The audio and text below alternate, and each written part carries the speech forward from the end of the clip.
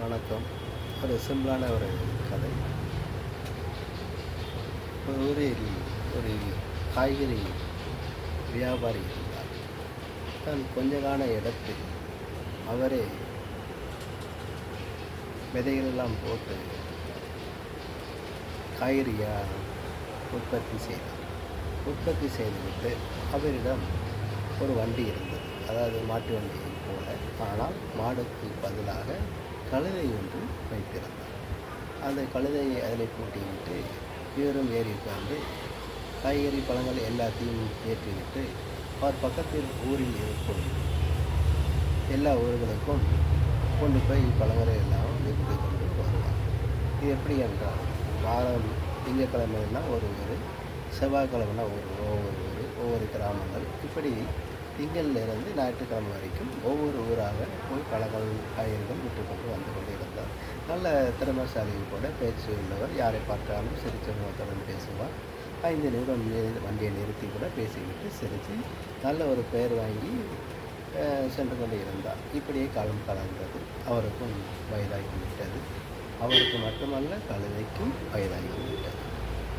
அப்போ அப்படியே போயிட்டு இருக்கும்போது கழுதையால் இழுக்க முடியலை வண்டியை. உடனே என்ன பண்ணிட்டாரு, மாட்டு வண்டியை விட்டுட்டு அந்த கழுதை மேலேயே ஏறி உட்காந்துக்கிட்டு மூட்டையை தொங்க போட்டுக்கிட்டு மறுபடியும் விற்க போயிட்டார்.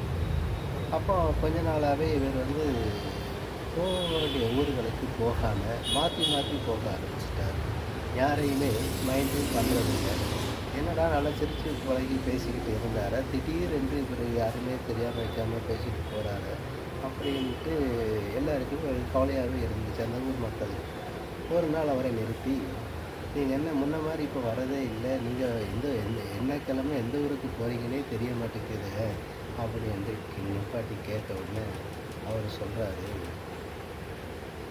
நான் நல்லதாங்க இருந்தேன், இதுக்கு முன்னாடி நல்லா தான் போய்கிட்டு இருந்துச்சு.